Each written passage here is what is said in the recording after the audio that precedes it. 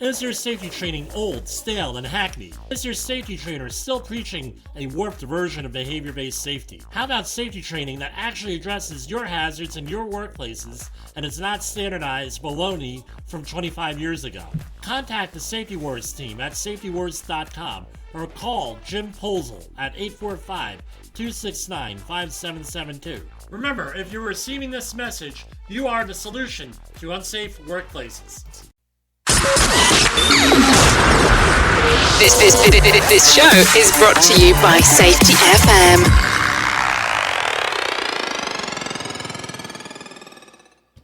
Hi, this is Jim Posel from Safety Wars. Before we start the program tonight, I wanted to make sure everybody understood that we're going to be talking about a couple of legal cases here. I'm going to mention some stuff up front. Everyone is innocent till proven guilty. Because there are OSHA citations issued, proposed citations, that does not mean those are the final result. Things get negotiated down, things get vacated, things get litigated. Everyone is innocent till proven guilty. We are working off of available public records, newspaper accounts, OSHA press releases, and things of that nature. And we can't make any warranty or guarantee as to what was there. If it's true, not true, what the facts are, or anything else, we're just going off of non-copyrighted OSHA information and some of my own observations and field experience, things of that nature. So, enjoy the show. Look back to this hearing from you. And from the border of liberty and prosperity in the highway to the north, this is Safety Wars for Thursday, January 19th, 2023. Welcome to the show. What a show we have for you tonight. As one of the comedians my brother used to listen to used to say, we're going to have ourselves a wild time tonight. Talking about the Wild West. We're talking about the Alec Baldwin situation on the Rust Productions LLC set over in Bonanza Creek Ranch, Santa Fe County, New Mexico, from October 2021. So, if you recall, April 28th of 2021, we released an episode where we discussed the accident investigation from the state of New Mexico on that whole project.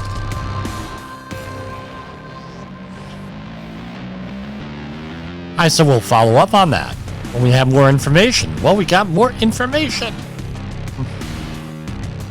If you've been watching the news today, listen to whatever, however you get your news, reading it online, everything else, Alec Baldwin and the armorer from the incident were charged with involuntary manslaughter, which is a 4th-degree felony in New Mexico and carries a maximum 18-month jail sentence and $5,000 fine. And as I mentioned during our intro, innocent till proven guilty. So now we have a more complete thing of what's going on, and there's been some developments. I wanted to revisit this whole thing tonight because we're always getting new listeners. I can't expect everybody to go all the way back to April 28th, 2021 and listen to that. Even though I did repost it today on all of our social media stuff over on LinkedIn and on Facebook. And on Twitter, I believe. Also, yeah, Twitter. We did Twitter. That's Jim Posel, Jim, P as in Peter, OES, L as in Larry. What's my contact information? It is Jim, Jim, at safetywars.com. And you could call me directly at 845-269-5772 if you're interested in health and safety training and everything else. If we have time, so we're going to talk about this, but if we have time towards the end of the program, we're going to talk about OSHA outreach training, which I am an OSHA outreach trainer. So who am I? No, since I don't advertise every and promote every episode before it airing. I've been a health and safety professional for, going on 31 years this year. I'm involved in environmental health and safety. I am a certified safety professional, certified hazardous materials manager, and among other things. And been doing industrial safety and environmental safety, like I said, for a long time. But anyway, I have the state of New Mexico Environmental Department, Occupational Health and Safety Bureau, issued a report last April, specifically on this accident. And I thought, and this is one of the reasons why we do this show, why Safety Wars is here, why Safety Wars Live is on now since last September, is we want to get behind the news. What's the right? So you go on the regular news, and there, even though I have some criticisms here or there, right? Bias, not telling the whole thing, keeping people out of state of heightened anxiety all the time, and everything for ratings and everything else. They're going to say, no, this is basically how it went today on all the news outlets that I watched. Alec Baldwin and the armorer, and what was her name? I have it right here. Alec Baldwin and the armorer went and they've been charged in the shooting death of Halyna Hutch, and maybe you have some legal commentary on there, and then they shut it off.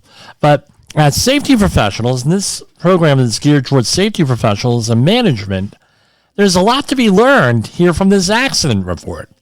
A huge amount. Because this is going to be a little bit lengthy here. I have some highlights here, and it was 11 pages. The summary of the investigation was 11 pages. There's a lot to be learned, and I know that we've all heard this. As safety professionals, have you been in the field as long as I have and some of the other people here on the network? And it's really a lot to be learned, a lot to be thought about here. So without any further ado, let me go and do this. I might have to take a break in the middle of this at a certain point. So on October 22nd, and this is from the State of New Mexico report, the summary of the investigation. On October 22nd, 2021, the Occupational Safety Health, blah, blah, blah, blah, initiated an inspection on the Bonanza Creek Ranch, Santa Fe County, and it's going on right at the incident happened on October 21st, approximately 1:47 p.m. Great. Okay. And if you look at the next couple of pages, which I'm not going to read, this was all a description of the work area, of the whole arrangement for the contract and everything else, and, documents the closing conference, that sort of thing. And again, this is from New Mexico OSHA, right? Their own OSHA, they have their own state program for OSHA. And then you go to page 2, description of the thing, right? The armorer who was charged here was Halyna Guterrez-Reed, and her immediate supervisor was Sarah Zachary, props master of property master. So let me go back and read this. The firearm involved in the incident is a modern replica of the Colt .45 caliber revolver, long Colt in style. Russ had 13 such revolvers for the production in total from manufacturers Petit, Uberti, and Cimarron. In film, firearms are typically controlled by the props department, with the individual responsible for handling the firearms and ammunition titled armorer or weapons handler. The armorer for this film was Halyna Guterrez-Reed, and her immediate supervisor was Sarah Zachary, props master, a.k.a. property master. Nicole Montoya, props assistant, provided support to Zachary and Guterrez-Reed.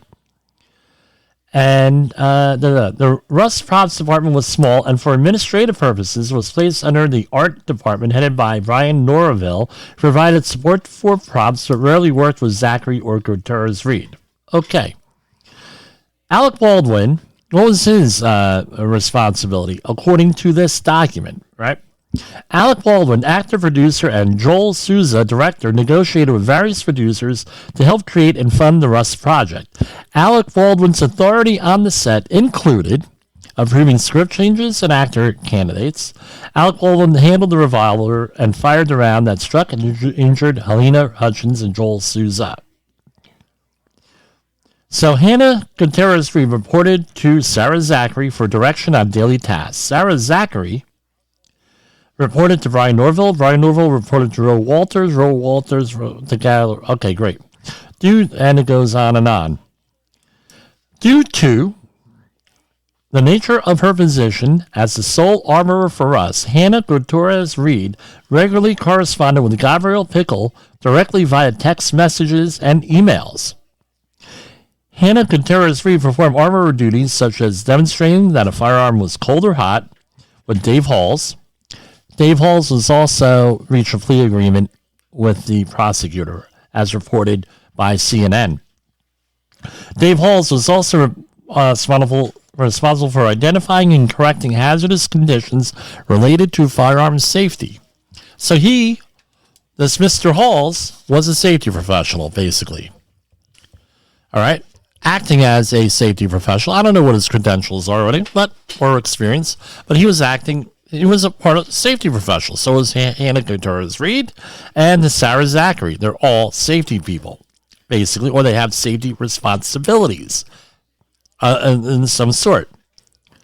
As armorer, Hannah Guterrez-Reed was responsible for storage, maintenance, and handling of firearms and ammunition on the set, and for training members of the cast who would be handling firearms. So she was in charge of training, right? In accordance with Rust safety procedures, again, they had written procedures, an industry-recognized safety practice, the armorer is required to be present whenever firearms are being handled and should have the authority. Again, not shall, not will, not anything, should have the authority to determine whether an individual requires additional safety training. However, Rust also required Hannah Guterrez-Reed to perform the role of props assistant to Sarah Zachary. This is an important one, right? No. Okay. However, Rust also required Hannah Guterrez-Reed to perform the role of props assistant to Sarah Zachary when firearms were not in active use. In an email conversation that occurred, you gotta love this, there were emails, right? Gabriel Pickle, who's everyone's boss here, one of the bosses, informed Hannah Guterrez-Reed that she was allowed 8 paid days at the armorer's rate in her contract to perform armorer tasks, and the rest of her time was to be spent as props assistant. So, what do we have here? We have money involved. We have a budget involved. How long are you going to be involved in this? How long are you going to be involved in this? You're going to do pay rates and everything else. Now we have an incentive program being built in here, it sounds like. Has that ever happened to you? You're a safety professional? You're damn right it has. Happened a lot to me. Jim, we want you to do safety, but we also want you to do this. Younger days, young safety professional, not too much you could do. That wouldn't happen today. Believe me. On October 14th, Gabriel Pickle, and I'm on page 4 of the report, emailed Hannah Guterrez-Reed addressing armor and key assistant props duties, saying, "It has been brought to my attention, that you are focusing let me start this over. Quote, and this is Gabriel Pickle saying this to Hannah Guterrez-Reed. Quote, "It has been brought to my attention that you are focusing far more on armorer, right, and not supporting the props as needed." In the same email, and that's end quote, in the same email, Ms. Pickle informed Ms. Guterrez-Reed that the production and AD team have seen twice that there was a shotgun left unattended after a scene. Ms. Pickle went on to say that she needed some type of check-in or check-out system put in place immediately. Ms. Guterrez-Reed responded by email the same day, stating that the armorer job was a very serious job, and since we started, I've had a lot of days where my job should only be to focus on guns and everyone's safety. Ms. Guterrez-Reed later in the same email stated, quote, there are working guns on set every day, and those are ultimately going to be a priority because when they are not, that's when dangerous mistakes can happen. This is right in an email. So she had divided duties, divided things. We all know from human organizational performance, we do have a thing called human error. Right? There's going to be human error no matter what in managing equipment. Now you're introducing lack of focus here, in here, and I'm not blaming anybody at all here. This is the system that they set up. Divided thing. Now, can you imagine running back and forth, and back and forth, and back and forth, and today we're doing this. It's a recipe, and what happened here? Someone getting killed. On October 16, 2021, there were 2 firearms misfires on the set. So there was a leading indicator here, apparently. And it goes on and on. That's not important. There was another misfire on the 16th. On October 17, 2021, Halyna Guterrez-Reed sent a text message to Gabrielle Pickles stating, hey, we're on day 8 of Arbor Days, meaning they're running out of money for armor. Is what this is saying in this email, because they only had budgeted 8 days. So if there's a gunfire after this, you may want to talk to the producers. Miss Pickle replied the same day that there will be no more training days. Okay, that's going to become important here in a minute, and you'll see. There are no more training days. Right? And then Mr. Looper, one of the other people in charge, right? No, Miss Pickles said training Alec and such. And then Lane Looper, first assistant camera, right, resigned, citing safety concerns among other issues, and stated in an email to Roe Walters, during the filming of gunfights on this job, things are often played very fast and loose. So far, there have been 2 accidental weapons discharges and 1 accidental SFX, special effects, SFX explosive, that have gone off around the crew between takes. Mr. Looper went on to say, to be clear, there are no safety meetings these days. Oh, you have those things? Hey, Jimmy, we're in a big hurry. We're not going to have a safety meeting today. Can we put off that JHA meeting? We're going to be running. That's never happened to you as a safety professional? Holy crap, right? There have been no explanations as to what to expect for these shots. On October 21st, Dave Halls handed blah, blah, blah, and handed Alec Baldwin the revolver and a shot, blah, blah, blah. Okay, we know that. So, as a result of the inspection, we're into conclusions, page 6. This is the State of New Mexico Environmental Department Occupational Health and Safety Bureau report from last April. So, Rust, here you go. Rust demonstrated plain indifference to the safety of employees by ignoring recognized hazards inherent to the use of firearms and ammunition by failing to take appropriate corrective or investigative actions after 2 firearms-related incidents, in parentheses, misfires, occurred on October 16, 2021, and after employees notified management that they did not feel safe with how weapons were being handled on set. Rust failed to follow company safety procedures. So you have written safety procedures in your workplace. Company ignores them, doesn't follow them, doesn't modify them when they need to, nothing like that. Does that sound familiar? Which likely would have prevented the accident from occurring. So now we have a willful situation here, it sounds like to me.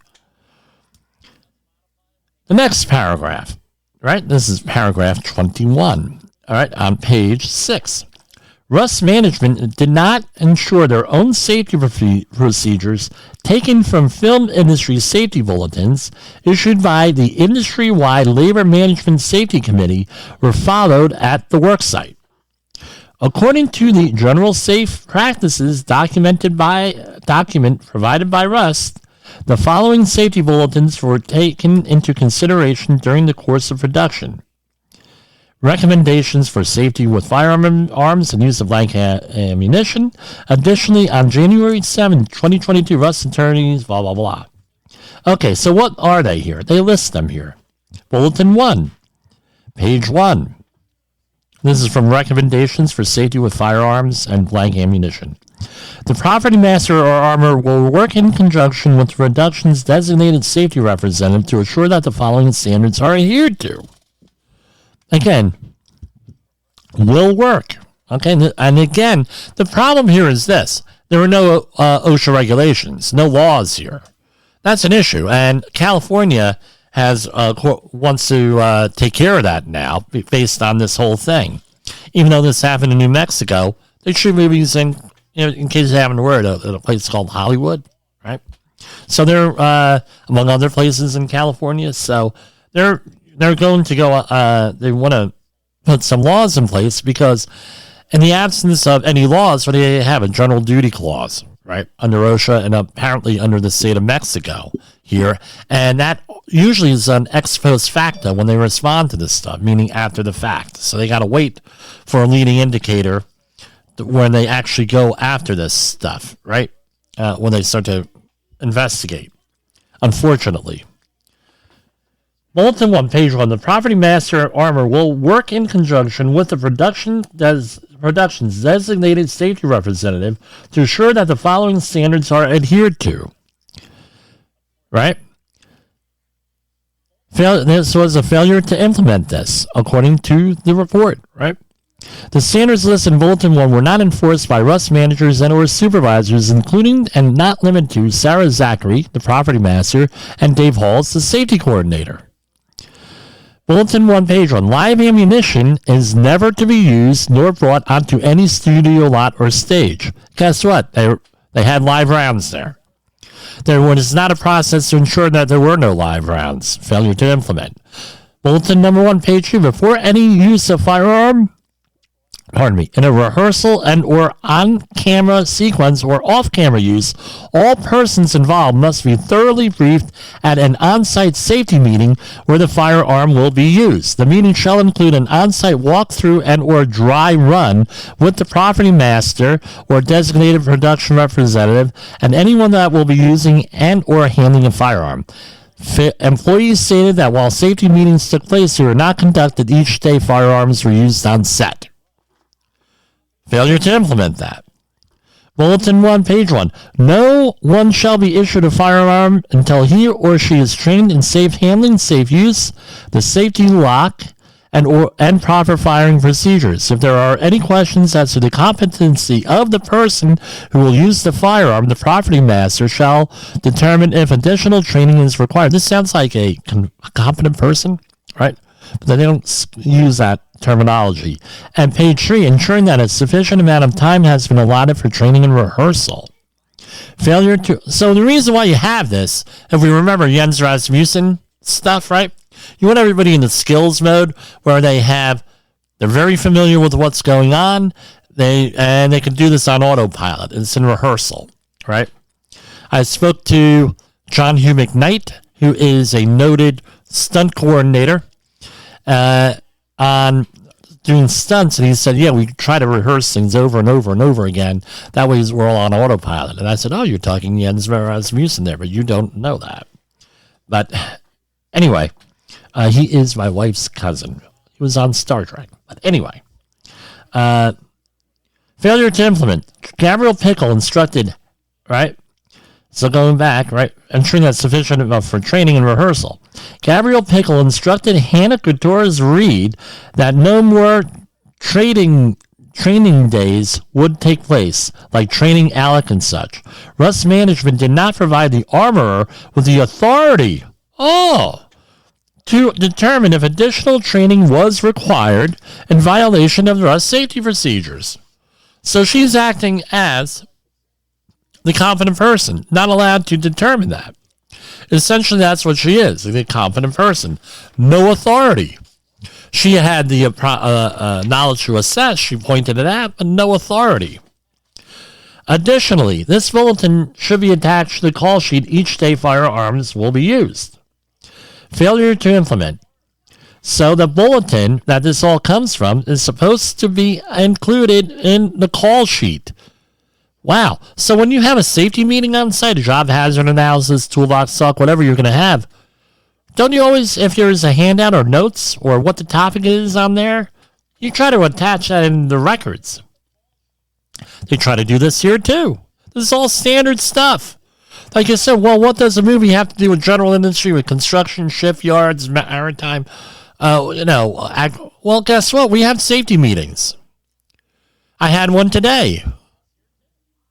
We end up putting all of the documents there that are attached to it. Handouts, information, references, whatever goes in there. So this is important here. And they do the same thing here. They failed to do that, right? Never lay down, bulletin number 1, page 2. Never lay down a firearm or leave it unattended unless actively filming or rehearsing. All firearms should be safely secured. So, failed to implement this, right? After instructing Guterrez-Reed to focus more on her props assistant duties and less on armor responsibilities, Gabrielle Pickerel then informed Guterrez-Reed that production and AD team have seen twice there was a shotgun left unattended after a scene. We all need weapons to be in your control anytime they are used. Guterrez-Reed explained conducting her armorer duties and props assistant duties created a gap where an actor's or stuntman put down a firearm and step away, leaving it unattended. Hannah informed Gabrielle that it would slow production down terribly if we had to check them back in between scenes, and when I'm forced to do both, that's when mistakes get made, like the shotgun being unattended. Gabrielle Pickle instructed Guterrez-Reed to develop a check-in or out system for weapons, but did not follow up to ensure weapons were secured and ignored Guterrez-Reed's concerns without being provided adequate time to perform armorer duties. Okay? So we know where this is going. So, we're on job sites all the time. I always recommend having an equipment person there. Right? Have an equipment person there. And they said, we've had these things. Well, people are going to sign in, sign out equipment and gloves and this and that, and it never works. When the hell has a sign-out thing where nobody's responsible for Guvno? When has that ever worked out on any of your jobs anywhere? And this is and again, I don't know what their background is, but adding another piece of paperwork and another procedure with people who are not following procedures doesn't ever work. All right? Bulletin 1, page 2. Now, this is basic firearm safety here, right? Refrain from pointing a firearm at anyone. If it is absolutely necessary to do on camera, consult the property master or armorer or other safety representatives, such as the first AD, which I think is assistant director / stage manager. Remember that any object at which you point a firearm could be destroyed. This is on page 8 of the report. Failure to implement. Lane Lufer stated that, and this is the one of the people who quit, right, that many camera shots had firearms pointed and firing at the camera. Halyna Hutch and Joel Souza were injured when a firearm was pointed in their direction, with Hutchinson's injury resulting in her death. Rust Management representative Dave Halls was present prior to and at the time of the firearm discharge a live round, severely injuring 2 crew members. As Rust's top-level management safety official, Mr. Halls did not consult the property master or armorer during or after the firearm was loaded, handed to the actor, and pointed toward crew members in order to determine that pointing the firearm at persons was absolutely necessary. I'm going to stop right there. I'm just reading from the report issued by the state of New Mexico. Bulletin number 1, page 2. 11, whatever that is. Firearms are to be loaded just before they are used in a scene. Failure to implement. On the day Halyna Hutch and Joel Souza were shot, the firearm was loaded and handed to Alec Baldwin during an informal rehearsal. So that thing was supposed to be emptied, period, according to this document, and prior to filming the scene involving the firearm. You're not supposed to put anything in there. And it was in there, according to this. And Russ did not provide staff, right? And now this is going on. We're done with the bulletin here, right? Russ did not provide, and we're on page 9 of the report. Russ did not provide staff responsible for ensuring firearm safety with sufficient time to inspect ammunition received to ensure that no live rounds are present. Number 23, paragraph 23, the misfire, which occurred on October 16, presented a hazard to Sarah Zachary and any employees nearby. Russ failed to address the hazardous condition and reinforce adherence with their own protocols, right? With their own protocols, right, to protect workers. Russ management, and we're getting towards the end here, right, including Gabriel Pickle and Roe Walters, ignored concerns of firearm misfires on set. All right. Dave Halls, the safety coordinator, was present on set when the first accidental discharge occurred. Mr. Halls did not discuss the incident with staff, report the incident to the producers, review the incident as a safety coordinator, ensure Sarah Zachary took appropriate actions with respect to safety protocols, or take any other corrective measures. According to employees interviewed, including Hannah Guterrez-Reed, crew members verbally expressed their surprise and discomfort with Russ management's lack of action, recording worksite safety issue. The worksite safety issue. That ever happen on any of our jobs? That ever happened where don't worry about it. It happened. Oh, who cares? That happens all the time. I hear that all the time. And then people get all PO'd when you investigate things. Well, you shouldn't have investigated. You shouldn't do that. Blah, blah, blah. Jimmy, we're looking for a one-pager here. And you say, no, I'm not doing a one-pager. I'm interested in doing a real accident investigation. All this stuff goes on in our workplaces as it is. Right? This could have been any one of our work areas. Take the gun out of it. This is what makes this whole thing in here. And Alec Baldwin, who is not liked by a lot of people. All right, for a lot of reasons. So, whatever. I'm not liked by a lot of people for a lot of reasons. I'm loved by a lot of people for a lot of reasons. But you know what I mean. Because of who it is, high-profile guy, has made a name for himself for doing various things. This is where this came in, but this could have happened, this crap, at any one of our job sites, is what my issue is. There's a lot to be learned by this report. So if I were you, I'd go take a copy of this report, this program, share it with your management on here, or take notes. Say, look, any of this could have happened here. This is how we run our show here. This is how we run our business. Right? And I'm not done with the accident report. No, paragraph 25. Russ initiated no investigative action for the second firearm misfire on October 16th beyond Hannah Guterrez-Reed asking Blake Teixeira how it happened. Dave Halls was present during the incident and did not speak to either Hannah Guterrez-Reed or Blake Teixeira. Lane Looper, first assistant camera, texted Roe Walters informing her, quote, We've now had 3 accidental discharges. This is super unsafe. The third discharge involved a special effects popper, which is a small explosive that simulates a bullet impact on a surface. Roe Walters responded, accidental discharge on the firearms? Looper responded, yeah, 2 discharges today and 1 on week 1. Roe Walters did not ask any additional questions to try to understand what had occurred. Despite being informed of the misfires, that at least one employee expressed not feeling safe, Russ management took no corrective action.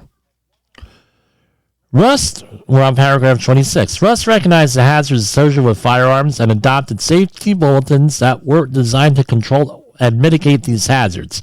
Russ described these protocols as being enforced by the first assistant director, who is the safety coordinator. Ryan Smith, producer, also stated during the closing conference that all members of cast and crew had stop work authority. Really? Despite this, no corrective investigative or disciplinary action was taken after the first and second firearms misfires by any member of the management. David, now, this would indicate to me that either they didn't know that they had stop work authority or there was an incentive against using it. That's what it indicates to me. That's speculation.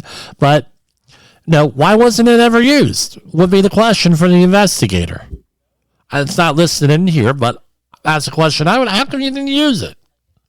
Did you know you had it? That's a very common question during accident investigation. How come you didn't stop? But the thing is that this is blaming the employees, right? This is blaming the employees. Do we really blame the employees here? Employees didn't do it. They should have done it. Well, okay, that's what we call a counterfactual argument. Counterfactual arguments don't get us anywhere. Ever. Counterfactual arguments are like, well, you should have done this. Well, it didn't happen. Well, they should have stopped work. Well, they didn't. Okay, great.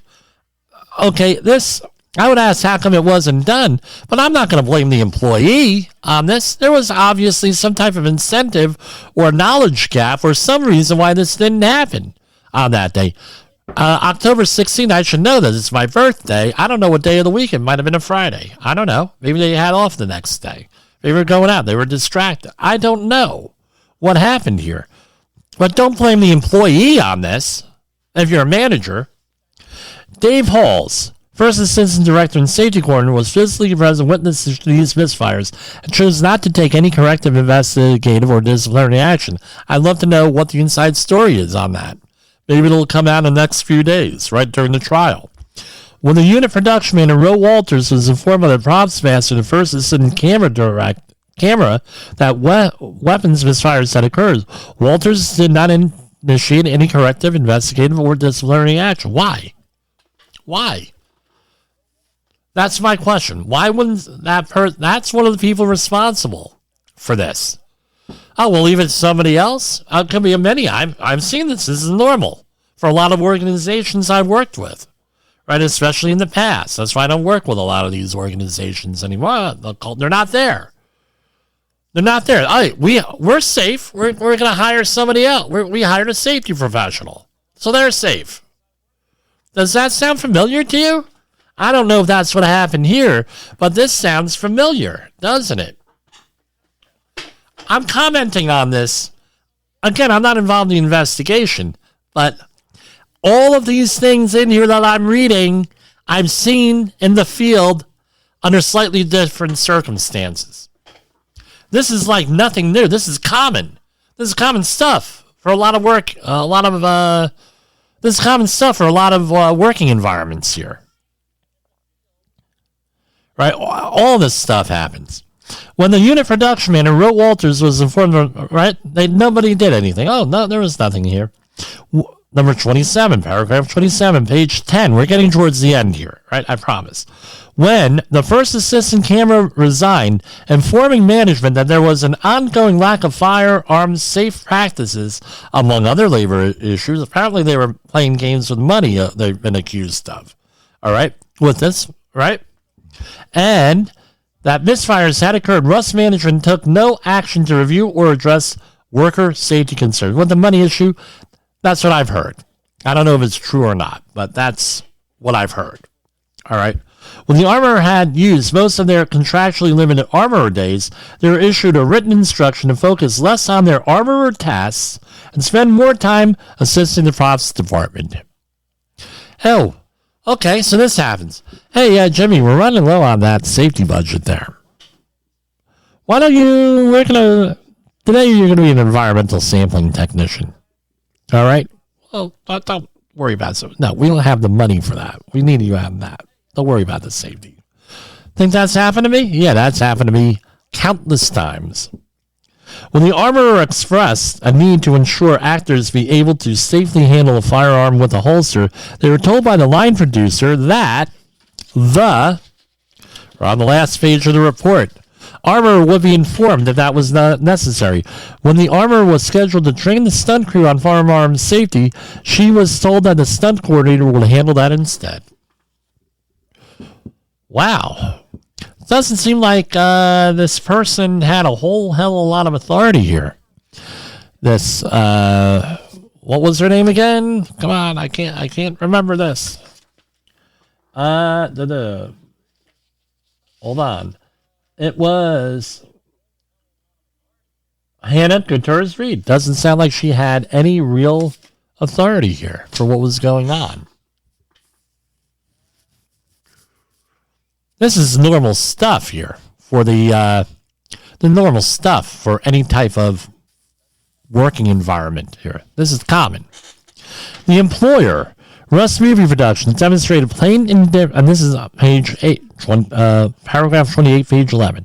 The employer, Russ Movie Productions, LLC, demonstrated plain indifference to the hazards associated with firearms by routinely failing to practice their own safety protocols, failing to enforce adherence to safety protocols, and failing to ensure that handling of deadly weapons was afforded the time and effort needed to keep the cast and crew safe. Additionally, the employer disregarded or otherwise did not follow up, ask questions, or tried to understand what happened when employees notified management about the misfire incidents and not feeling safe on set. The safety coordinator was present on set and took no direct action to address safety concerns. Management was provided multiple opportunities to take corrective actions and chose not to do so. As a result of these failures, director Joel Souza and cinematographer Halyna Hutch were severely injured. Halyna Hutch succumbed to her injuries on October 21st, 2021. May she rest in peace. And may her family recover from this the best that they can. All right? With this, let's remember, one person got seriously hurt, almost killed, and the other person got killed in this. So let's remember this, in this, that there are two people, one hurt, one killed. And potentially a whole bunch of other people potentially hurt with the other incidents here. What I would do, right? So, what's the end result as far as OSHA is concerned, New Mexico OSHA? What do you think the fine was, the proposed penalty? I don't know. I don't know what the procedure is in New Mexico as far as contesting this and everything else. What the final thing? What do you think this is? I just spent around roughly 43 minutes discussing this. What do you think this was? What did it cost them as far as OSHA is concerned? The maximum is what it was. They got whacked with the maximum.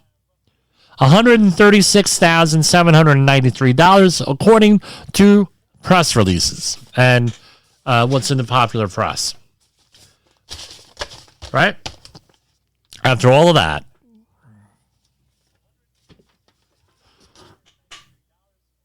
once I don't know if they negotiated this down or this is going to be contested and everything. I have no idea. So there are a couple of things here to come out of this, right? Number one, divided responsibilities. Are you a safety professional with divided responsibilities? Are you told in writing to divide your responsibilities? Are you told, don't worry about safety so much, worry about production? Right, we all have to make money. We understand that.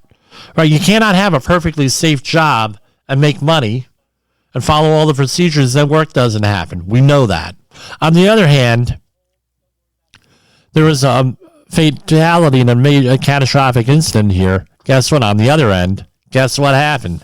No work is getting done. So we know, you have to have something there, but concentrating on safety and optimize some type of optimum level here, right? Putting in procedures. They put in all these procedures, everything in the safety plan, ignored them. Does that ever happen at your workplace? How about management witnesses? Maybe you're the safety professional and you witness something and you don't investigate it. How about that? How about you're reporting to people you do not appreciate safety? You don't have a safety culture in there. Does that happen? That might have happened here. I don't know. I didn't do the investigation. But it seems like, hey, upper level management was writing out emails and everything that seemed pretty, not so good for them. And I'll say that there was there are a lot of settlements in this case already, and people were paid, things of that nature. With this, with all this, I don't understand the legal strategy. I asked a couple of attorneys to come on tonight. They had declined because they're not really familiar with the case. They don't want to go on the record and everything. So, leading indicators. Are there leading indicators out there that might indicate that there's a problem that could be used to map things out? And we understand a lot of times leading indicators have nothing to do with an actual accident and they're random. However, in this case, we had three leading indicators that might have right in a row, right immediately preceding this for a couple of days. Right, happened on the 21st. The leading indicators happened the previous week. Three real, right? Hey, maybe we have a problem here. Something didn't sound right, right? Because often leading indicators and near misses have no actual relationship to the actually what's going on there, right? So the actual incident. But in this, one of the cases that might not be true, where we have things happen in a row here that go on. No investigation? Do you wish that maybe on the 17th that they sat down and they said, well, hey, let's stop work. Let's think about what we're doing here. Right? Maybe we got to reshuffle the budget on here a little bit. Maybe, hey, we're on paper. Maybe, no, I think that everybody could have worked something out here prior to this if they had a meeting. Maybe, maybe not. I don't know. But that's the kind of strategy I would have liked to employ. Let's have and talk about this, because I tell you what, back when how old is this? Halyna Guterrez-Reed. How old was she when this happened? All right, she is currently 24 years old, according to some sources. Right. For this. I remember being a 24-year-old safety professional. No authority.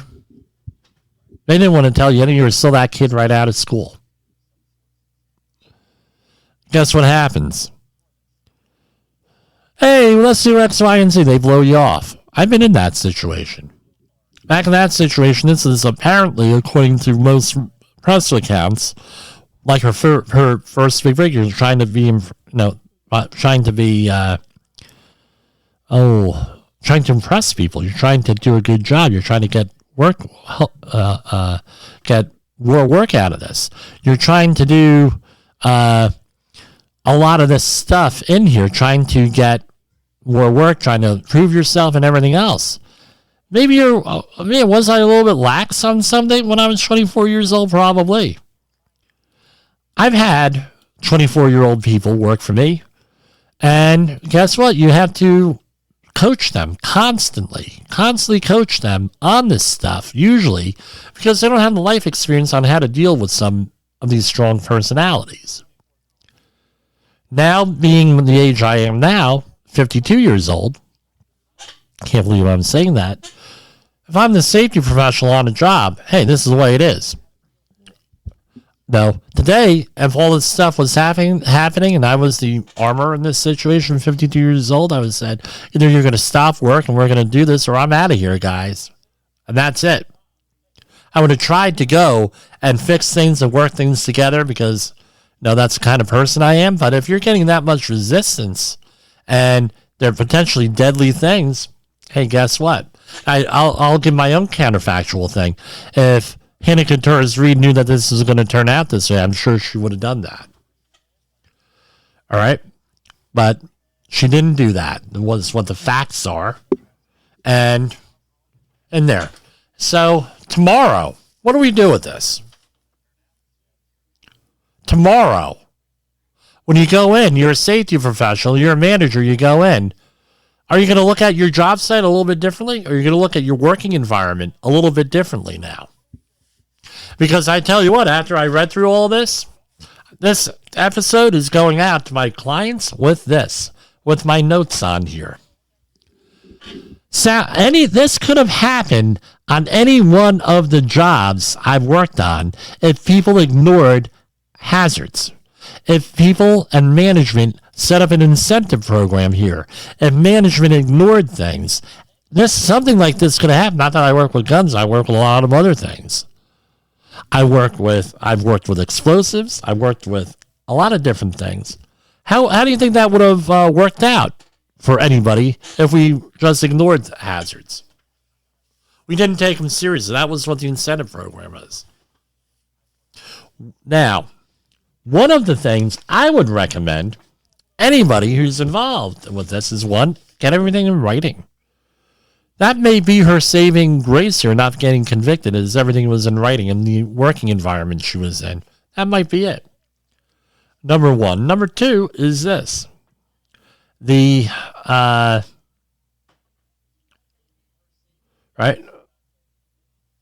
We have a thing called learning teams on the HOP side, on the HOP side, Human Organizational Performance. Brent Sutton has a whole, on this network, Safety FM, has a whole podcast. I think he's up to like 75 episodes, something like that. Oh, by the way, Jay Allen, 700 episodes. Congratulations tomorrow. For the Rated R Safety Show on this network. Setting up a learning team. Sometimes a lot more, or I should say a lot less confrontational than an investigation. We're going to do investigation. Maybe if they knew about learning teams a little bit, hey, let's set up a learning team, figure out what happened here. How? Because I think that management did not know exactly everything that was, what their responsibilities were here. That seemed obvious here. With this, or they didn't, I don't want to think that they didn't care, but maybe they didn't know. Hey, let's set up a learning team here. Let's go out and talk to people, find out what's going on here. Maybe we could have done that. That's a lot less adversarial. It's not like the Star Trek, right? Cardassian way. Now, how many lights are there? There's 4 lights, and they say, no, there's 5 lights.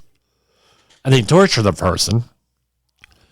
Something less controversial here with everything. The issues outlined in this report, I'm not going to condemn Rust. I'm not going to condemn anyone here. I wasn't there. I'm not the inquisitor here. I'm not the judge, jury, and executioner here.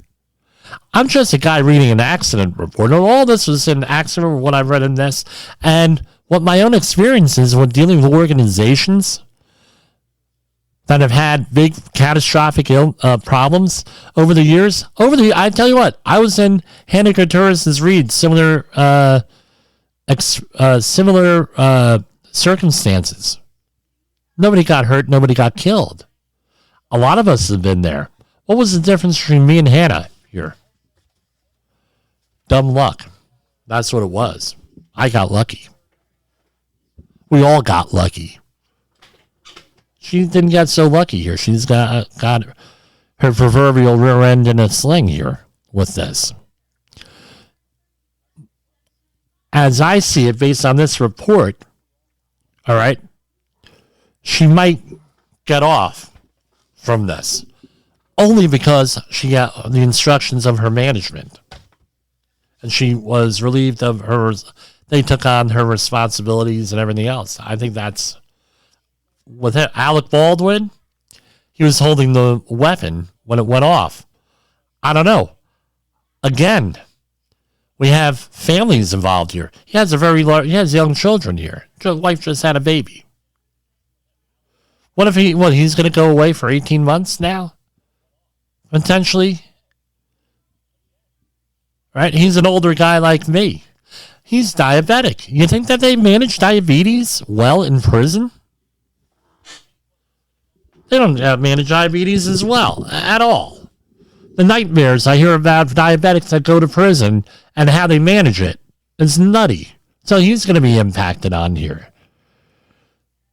Only reliving this accident again and again and again. These people are going to be psychologically damaged. You can see with some of the video after it happened. These people are going to be psychologically damaged on that end. Everybody involved here. We have a family of Halyna, right? Hutchins. They ain't going to recover over this. How do you recover from this? Young woman, right? 40 years old, killed on. She ain't going to be. I mean, this is a horrible situation for everybody all around. I'm sorry for the rant on a Thursday night, but I'm sorry. I haven't done a rant in some time. I'm usually more measured than this. Again, if everyone knew what this was going to be here, this would have been handled differently. Counterfactually, right? No, and I hate to be counterfactual. I hate to say, well, woulda, coulda, shoulda, and everything else. Right?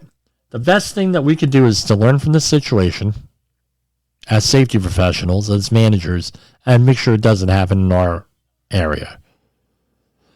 We can help you at that. Everybody on Safety FM, we have great resources here. Todd Conklin, Jay Allen, Sam Goodman, Brent Sutton, Sheldon Primus, right? Alan Warford. All of us. Phenomenal resources here.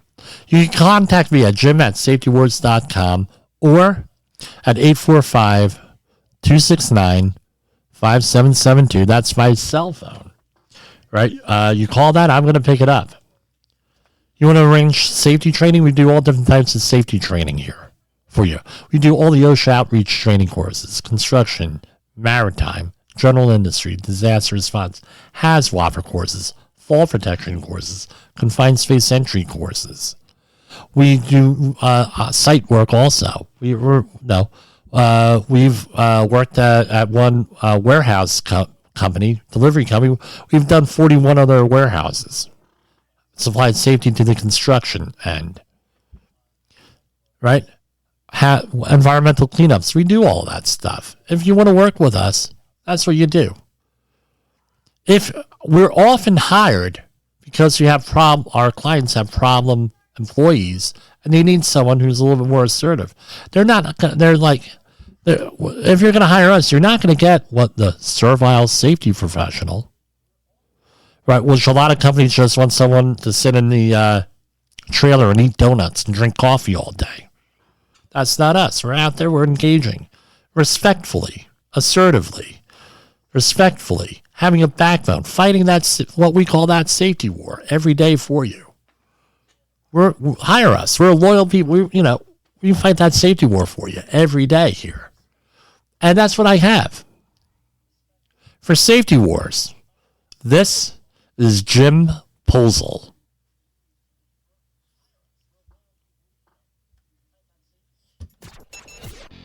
The views and opinions expressed on this podcast are those of the host and its guest and do not necessarily reflect the official policy or position of the company. Examples of analysis discussed within this podcast are only examples. They should not be utilized in the real world as the only solution available, as they are based only on very limited and dated open source information. Assumptions made within this analysis are not reflective of the position of the company.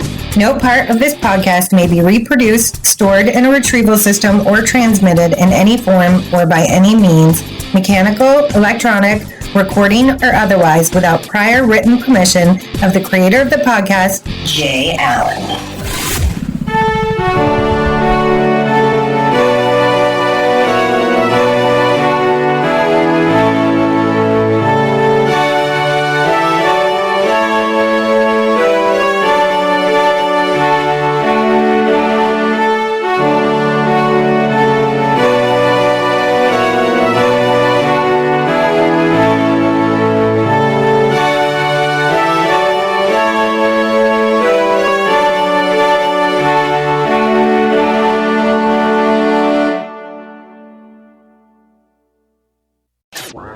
Is your safety training old, stale, and hackneyed? Is your safety trainer still preaching a warped version of behavior-based safety? How about safety training that actually addresses your hazards in your workplaces and is not standardized baloney from 25 years ago? Contact the Safety Wars team at safetywars.com or call Jim Posel at 845-269-5772. Remember, if you're receiving this message, you are the solution to unsafe workplaces.